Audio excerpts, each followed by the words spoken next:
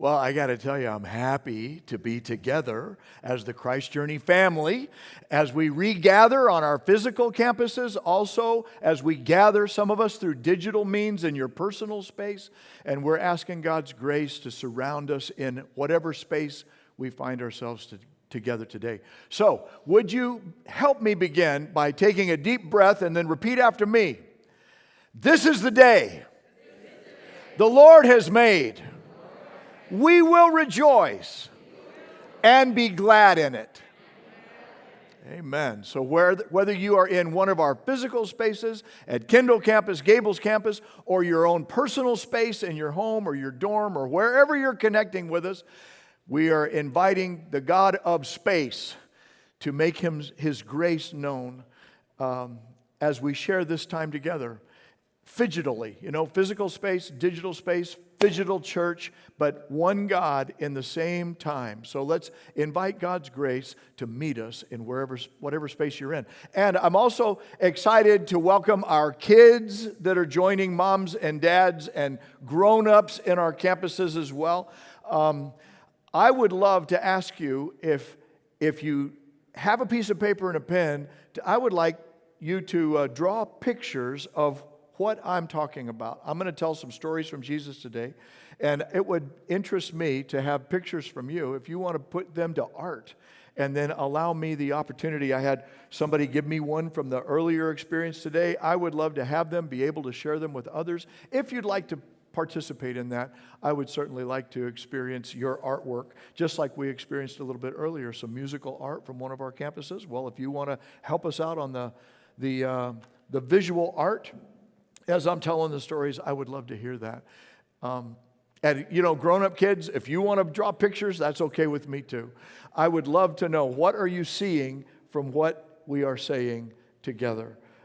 I guess we all have experiences where we have either felt lost or felt like we've lost something that has value to us. This happens all the time at our house. Have you seen my sunglasses? Where are my keys? What's the other one? Where's my phone? You got my phone, right? And only like these days, it's also, you get out of your house, I'm on my way into a store, and then I realize, wait, I don't have a mask. And so, we all know about losing something or of being lost. For me, by the way, if you're joining us online, you want to drop something that you've lost or felt lost in, then just drop it in the chat. Or if you're joining us in a physical space, you just want to lean over to somebody and say, oh yeah, this is what I always lose. Or you remember that time when I lost that? Then we want to keep this interactive as we can. Remember the good old days when we used to attend church? And then, you know what happened? When you attended church, you would leave your keys, or you'd leave your phone, or you'd leave your purse, and then you'd get to your car and you'd realize, oh no! But what has already happened is that the guest services team at our campuses have already gone through the space where you were and have already retrieved your valuables, and they are waiting at the lost and found because they're ready to help reunite you with your precious lost item. By the way, thanks to all the guest services team and the host teams that are volunteering so that we can get back in this space together. But here's the thing, then you would get to the lost and found, and you'd just be so happy because I thought I'd lost it, and now, there it is, and I'm so relieved. That which was lost is found. So just drop something in the chat. If you think of a time when you lost something or when somebody was lost to you and you want to help us experience what you're remembering together, just do it right now. For one of the times for me was when we first moved to Miami. And those long ago and from a galaxy far away. Long before cell phones and GPS direction-giving guides. And there was this place that I wanted Lisa and I to go eat. And we were in two different vehicles. So I said, she's driving behind me. And I said, I'll just follow me. And so off we go. And we're driving, and I'm down this road that I just knew was the right road to where we wanted to go, except we just kept driving for blocks and blocks, and stuff started looking less and less familiar to me. And finally it was like, okay, I got to pull over, I got to tell Lisa. So we pull over, and guess what? She already knows. You know what? I may remember her saying something like this: "Are you lost?" And I may remember saying something like this: "Do you know how hard it is for somebody with the gift of leadership to not be able to use it?" Guys, please note how I skillfully avoid the use of the word lost. Because, some of us just don't like to admit that we may not know where we are or where we're going. No, I know where I am, sort of. And I know where I want to be, but I'm not there. That's what we're talking about. And for some of us, admitting that we are lost is a near impossible thing to do. Like Daniel Boone. Kids, you remember Daniel Boone? There's a picture to draw. Daniel Boone from early Americana, before there were roads. And he was a trailblazer and a frontiersman. And he was asked one time, somebody asked him, "You ever been lost in the woods?" And Boone said, "No, but I've been bewildered for days." We don't like to admit it when we don't know where we are, or we're not where we know we really want to be. But that doesn't mean that we don't know what it feels like. So maybe it's a little bit easier to admit when we've lost something that matters to us.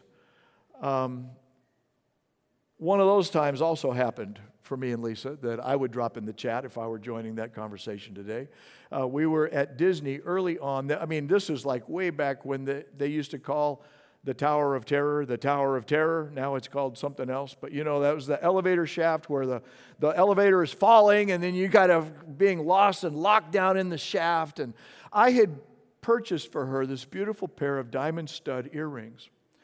And somewhere in the shakedown on that shaft, one of those diamonds comes loose and drops through the shaft, through the crack, and somewhere down there. It was not the happiest place on earth for us that particular day, as I'm remembering something that was lost. And now whenever we get close to it, you know what we always say: I wonder if anybody ever found that diamond that is at the bottom of the shaft in what they used to call the Tower of Terror.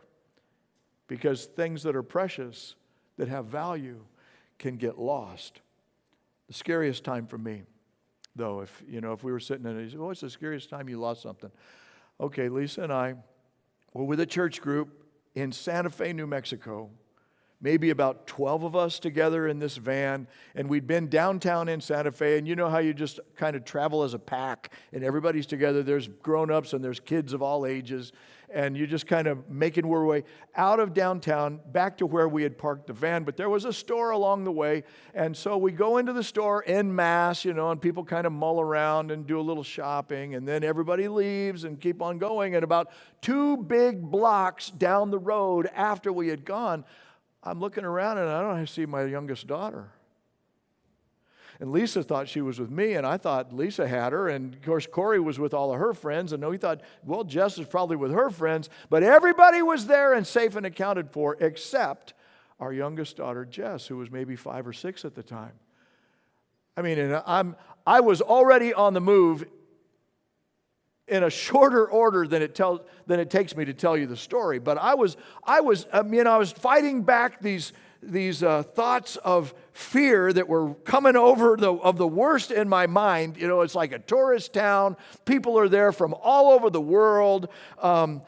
This is my little girl, and she's all alone, and it only takes a moment to change a lifetime. You know how parents think like this sometimes. So I am just racing back to the store, and I burst through the doors of that store, and I see my little Jessica standing by a lady at the clerk's counter, and the tall lady next to her says, "Are you Mr. White?" I said, "Yes." And Jess is running to me, and I'm running to her, and then she's hugging me tighter than a tick on a dog, I'm telling you. But we just held each other for a while. Don't you miss hugs in this season? But there was a hug that just said, I got you, you got me, we're here for each other. And I thanked the lady, and then I apologized to Jess, and then she apologized to me, and she started explaining through her tears that she was just walking by the candy counter, and then she saw all these candies and all the different colors, and she had gotten distracted, not realizing, and she had been looking at all of the candies, not realizing that all of us had already left the store. And then when she looked up, none of our group was there. And she was all alone and scared. And then how wonderful it felt for me to come through the door. And I'm telling her, not as near as wonderful it felt for me to come through the door. And then to see her and to be reunited. Did you know the Bible has a lost and found department for people? Where Jesus tells some of the stories that we just love the most. Stories about things that were lost, and then they're found. Luke chapter 15 tells about a wandering sheep, tells about a precious treasure, a treasured coin, and then about a young man that we know as the prodigal son. And so today, we're going to start unpacking these stories over the next few weeks as we conclude the series of Enter In. By the way, we're entering into His gates with thanksgiving, and we're coming to His courts with praise. And today we're being invited to enter in, to come home to God's love. And today the question is this: how far is far from God? And Jesus tells these stories to answer a few very significant questions for us, and one of them is that people can be far from God. How far is far from God? We can get lost to the sense of His presence, to the sense of blessing in His life. And He tells us, here's how you can do it. You can get lost like a sheep wandering away from a shepherd. You can get lost like a coin that's precious and displaced, and you can get lost like a child. And then, of course, you can get found. And here's how Jesus told the story. Suppose one of us has 100 sheep, and loses one of them. Does he not leave the 99 in the open country and then go after the lost sheep until he finds it? There's the lost sheep. So there's one picture, kids. And then verse 8. Or suppose a woman has 10 silver coins and loses one of them. She doesn't say, well, I've got 9 more. No, she lights the lamp, she sweeps her house, and she searches carefully until she finds it. It's a lost coin. More about that in a minute. And then verse 11, Jesus says, there was a man who had 2 sons. The youngest one said to his father, Father, give me my share of the estate. And so the father divides his estate between his 2 sons. Not long after that, the younger son got together all that he had, and then he set off for a distant country and there squandered his wealth in wild living. And after he had spent everything he had, there was a severe famine in the whole country, and he began to be in need. So he went and hired himself out to a citizen of the country who sent him to some of his fields to feed pigs. This is a Jewish boy. He longed to fill his stomach with the pods that the pigs were eating, but no one gave him anything. No one. No one gave him anything. No one gave him anything. The lost son. Lost sheep, lost coin, lost son, things that get lost in this life. And one of the questions the stories answer is, how does this happen? How do people get lost in this way? How do people like us, smart people, gifted people, impassioned people, how do we get lost in life? How do we find ourselves lost? And there are at least 3 answers that are right here for us. The first one is that sometimes people get lost. We get lost like sheep get lost. I've read that sheep really have no sense of direction, that they have no internal compass to kind of guide them, They're essentially geographical morons. They just don't get it. A dog is away from home. A dog can find his own way back home. A sheep, not so much. A sheep, unless there are other sheep, they don't know where they're going. They tend to be aimless on their own. And sometimes people are lost in the same way. Sometimes we get lost in the same way. We have no aim, we have no goal, we have no purpose in life, we have no sense of direction from within or without. It's like, man, we're a pinball in a machine that's just kind of getting bounced from situation to challenge to whatever comes next. It's just one thing after another, right? But there's no goal, there's no aim. And for a sheep, there's no aim except to follow one's appetite. Sheep are lost because they are aimless and then tend to just follow their appetites. They can munch their way from pasture to clump of grass to edge of the cliff and not even realize the danger that they're in. How they don't pick their head up to even realize how far they've gone from the shepherd, how far they've gone from the flock, how close they are to life-threatening danger. You know, this is a pastor's thought here, but we've been separated from each other for a while, and the flock hasn't been able to gather except online, and that's so weird and so different, and we're staying connected, but there's something about physically regathering in each other's presence that gives us a lift. And I've even heard people say this, I didn't realize, I thought I didn't need this. I didn't realize how much I missed this until I came back into it. And we realize that we need to travel at our own pace here, but I want to encourage everybody, let's seek to regather and stay close to the flock as we stay close to the shepherd. Because sometimes sheep can kind of wander off and not even realize how far we've gone. In the most popular psalm that David wrote, "The Lord is my shepherd," he said, "Thy rod and thy staff, they comfort me." You know, a rod is a short weapon that a shepherd would use in close contact to beat away predators from the sheep. I mean, he just clubbed them when they got within range. The crook, the staff, is that, little Bo Peep thing that has a big hook, a long bar, and it has a hook at the end. Because then the shepherd, if a sheep gets too close to the cliff, the shepherd can just hook it around their neck and just drag them back into a safer place. Because the sheep's like clueless, right? Doesn't realize the danger he's in.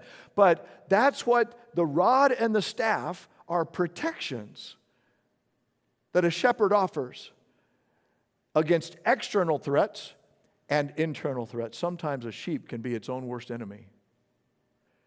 And the shepherd is there to help save a sheep from external and save a sheep from himself.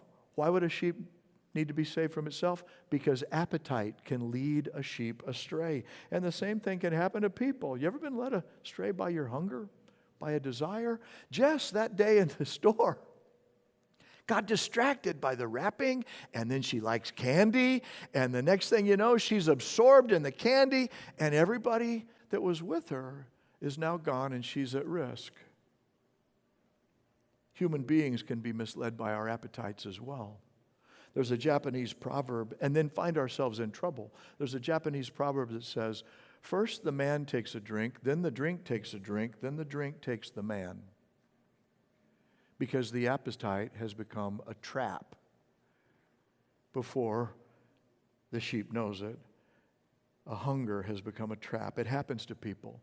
It happens to people with alcohol. It happens with drugs. It happens with illicit sex. It happens with pornography. It happens with gambling. But not only with vice. You know what else? Sometimes we lose ourselves in hunger for recognition, for position, for possessions, for pleasure, for power, for popularity. And then before we know it, we are at risk, and we've taken the bait of some shiny thing that we think we want, and don't even realize that we're finding ourselves lost or losing something that really matters to us. Like what? Like your health, like your family, like your marriage, like your reputation, like your hope of a better future. So sometimes we're not as smart as we think we are. I think that's what Jesus is trying to help. And we wind up on dead-end streets going, how did I get here? And like a lost sheep, vulnerable to predators, but we may not even realize it. Did any of that sound familiar? Are you lost like a sheep? Or maybe if it's not you, maybe you know somebody and you're thinking, oh, wait, yeah, but they don't get it. They don't see it. But I think this is happening to them. So kids, there's the first picture, like a sheep and a shepherd, and there's Daniel Boone, and there's lots of stuff you could fill in there. Okay, next story, lost coin. Lost coin. Palestinian women received 10 silver coins as a typical wedding gift. I've got a visitor up here from Beelzebub, looks like. That's the biblical word for Lord of the Flies, what Jesus called the devil. We don't need to give him any more time than just swat him away. So let's not be intimidated or distracted by that. But I'll tell you, Palestinian women received 10 silver coins as a typical wedding gift. Now, each coin was worth about 1 day's wage. So 10 coins would equal about 2 weeks' worth of wage, full wages. But the value wasn't simply financial. The value was sentimental. The coins were attached to the most precious relationship of a woman's life, her marriage. And so this would be like losing your wedding ring and your engagement ring and all the diamonds in that setting, but not only losing them, it's irreplaceable. You remember when you received it. You remember when it was given to you. You remember everything that it means. And so when Jesus is telling this story, I'm thinking the women hearing it that day would have totally understood this lady turning her house upside down, inside out, every light on, and sweeping it carefully in search of this lost treasure. Now, how does a coin get lost, though? Think about that for a second. What does it mean to be lost like a coin? It means being taken out of circulation. It means being removed from the context where its value and its worth are experienced and appreciated, treasured. Sometimes people feel lost like that. We feel lost like we've been taken out of circulation, like we are worthless, we're useless, we're overlooked, we've been cast aside or brushed off. How would a coin get lost? Well, one of these treasures, she could have been cleaning her own house and inadvertently, accidentally, that dust cloth hit that loose setting and bam, there it goes, rolling off the dresser down into the floor, through a crack in the floor and in a hole, and out of sight, out of mind. It can happen inadvertently or carelessly. Sometimes people inadvertently or carelessly leave other people that matter out.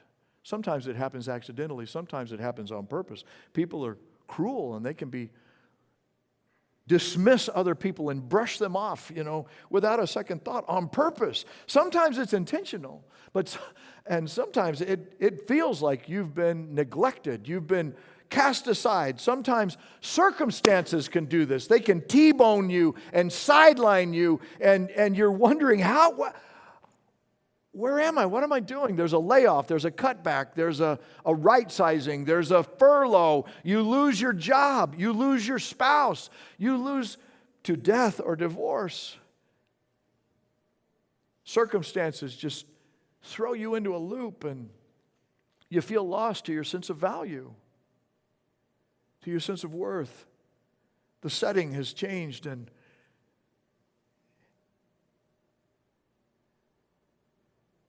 you're disconnected. Those good old days when we were useful, but now those good old days are gone. A sheep is lost as aimless. A coin is lost as useless. Useless, feeling worthless. We feel like we've lost our setting, our usefulness. Why am I trying to give if nobody will give me a try? I got all these skills and all these gifts, but I just feel useless. I feel worthless because I don't have an opportunity to use them. See, people feel lost like that sometimes. Like an expensive coin that's been taken out of circulation. Does that sound familiar? Are you lost? Do you know somebody that may be feeling that way right now? Third story. So there's a second picture. Kids, lighting the house, sweeping the house, valuable coin, wedding ring. Third story, lost child, only not kidnapped, but this child is lost by choice. Lost to love on purpose. The younger brother is like done with his dad, done with his home, done with his past. He's full of himself. And so he asks for his share of the estate. Now, here's what we know. Estates are not divided among heirs until the owner dies. So what the younger brother was really saying is, Dad, I wish you were dead and I could have your stuff without your interference. Just get out of my life. The son is a picture of how we get disconnected relationally, loveless in life, by our own choices, by our own self-absorbed, self-interested choices. I want what I want when I want it because I just want it. It's all about me. Now, his big brother is also cut off because of self. He's full of himself. Only his is self-righteousness. And then self-pity, that he feels entitled that his dad should be doing something for him. But they're both full of themselves, one for self-indulgence, the other for self-righteousness. And as a result, they're lost to their father's love. The older brother never left home, but he never came home either. People get lost like that. They're both far from the Father. Sometimes we get disconnected and wind up on dead ends because of our pride, our own choices. And they leave us lonely and empty and alienated and isolated and far from home and far from love. And then we get to experience personally the harsh reality of life, of a cold and cruel world where this scripture says no one gave him anything. Lost like a rebellious child. Trapped in their own room where they lock the door from the inside. Where one bad choice leads to another and then to another, and then pretty soon you're just underneath this dog pile of bad choices and of hurting and of loneliness. Now, the question for today is what? How far is far from God? These are the stories Jesus tells in answer to that question. And there are basically three answers. I don't know if you've heard any that relates to you. You can be far from God because you've turned your own way and gone astray, aimlessly following your own appetites. Because some hunger or want or need has taken you into a dangerous place. And here's the irony of it. You may not even realize how dangerous it is. Because just like a sheep, you haven't lifted your head up from feeding yet on that appetite, but you're oblivious or in denial of it and far from God, like a sheep who's far from a shepherd or far from a flock. Or you can be far from God because circumstance has just bullied you and made you feel worthless or overlooked. Maybe somebody brushed you off carelessly as if you have no worth or value. You can be far from God like a jeweled coin. A precious, valuable treasure is far from its setting, far from its design. And as a result, you're out of place. You feel worthless. You feel useless. You wonder what the point is. I'm wondering if that's what people mean, if that's what we mean when we say, I'm just trying to find myself, trying to find my place in the world. Maybe some relational injury brought you pain and distanced you, and so you've just chosen to hold on to that pain and that hurt, and it's become resentment and bitterness that's a little bit farther away, and it's about to become hatred and depression, but it's going to leave you isolated and alienated and lonely, and you're going to wonder, how did I get here? And it's because, as a coin, you can get lost, but you can't help yourself get found. And then you can be far from God like a belligerent, rebellious child that just distances herself from her parent or himself from his father. You know, it's like some people are far from God because they have chosen to treat God as if he were dead. And frankly, they wish he were dead and would stop messing with them. Just leave me alone and let me do my own thing in my life. There was a time in my life where I was so full of myself. Full of myself. The irony was that I felt empty and lonely. Full of myself, but felt empty. How does that work? And so I'm trying to fill it up with accomplishments and with parties and drugs and rock and roll and, whatever can fill the emptiness, only to find myself far from peace, far from satisfied, and far from God. Jesus says this is how people get lost. This is what far from God looks like. Useless, loveless, hopeless. You can be far from God like a sheep, like a coin, like a rebellious child. But the bottom line is, what does far from God look like? Aimless, useless, loveless, hopeless. I saw an article in the American Journal of Public Health last week that was speaking about trends in this country right now. And how they were being called deaths of despair. I was in despair. So how shocked was I when, though far from God, God shows up coming close to me. This is the wonder of the gospel. Luke chapter 15, verse 2 says, "This man welcomes sinners." Jesus, the one who's telling the stories. And he eats with them.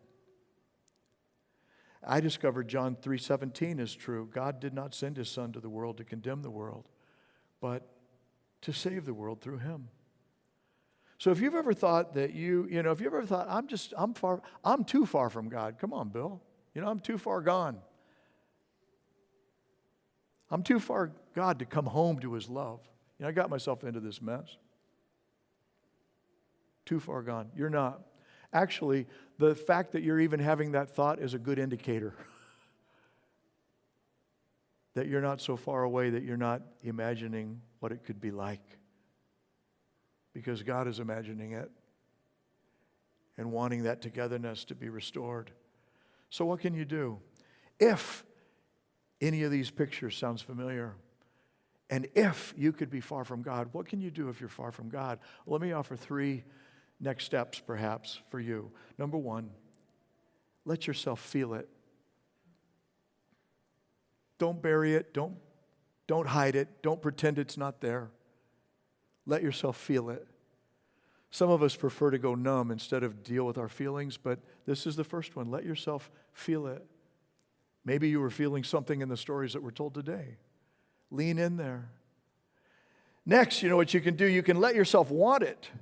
It's not that you have power to change yourself. That's not what I'm talking about here. It's you could have the power to want the change. The appetite can be turned a different direction. You can let yourself want a different outcome. You can let yourself want a different experience. What has that got to do with it? Well, sometimes we don't want it. Sometimes we think we've already got what we want and it's not going to get any better than this. And you know what? The shadows are gathering there, and you don't even know what you don't know. And Jesus, the shepherd, is saying, oh my, have I got something for you that is so far greater than that shiny thing you're holding on to.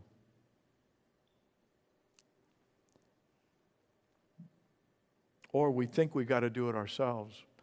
Can I tell you something? Learn from me. Let God do the work. And let him be the one who saves you. Here's the third thing. Let yourself be found.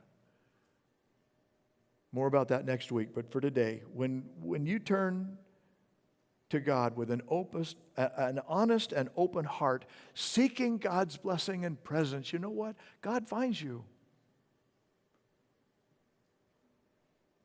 This is how Jesus said it, John 6:37. All those the Father gives me will come to me, and whoever comes to me, I will never turn away. I stand at the door and knock, Jesus said. There's a picture. And if anyone hears my voice and opens the door, that means if you have heard his voice, if you have sensed a knock, if you've received a pull, a tug, then he says, if you hear my voice and open the door, I will come in and we will eat together. You know, that's what they said about Jesus when he was telling these stories. He welcomed sinners. Thank God, he still welcomes sinners like me. And he eats with them. He wants to bring us to table together. Would you pray with me? What is God saying to you? Have you been far away and it's time to enter in? It's time to gather in again. Have you felt aimless? Have you felt useless? Have you felt helpless? Like your appetites keep driving you places that you shouldn't go. Like you've been doing your very best and then all of a sudden you've just been taken offline. As if you're invisible, like you don't matter. Or have you just shaken your fist in the face of God and said, get out of my life. I'm done with you.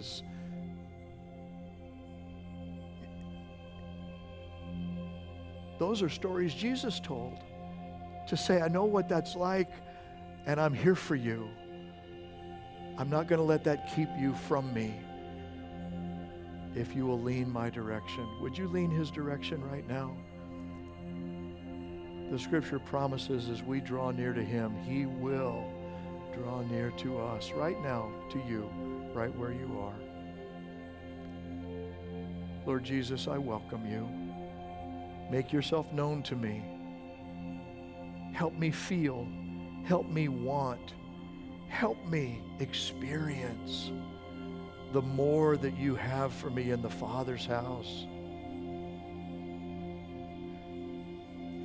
And perhaps, friend, you've joined us online, or this is your first time with us. We're so glad that you're here.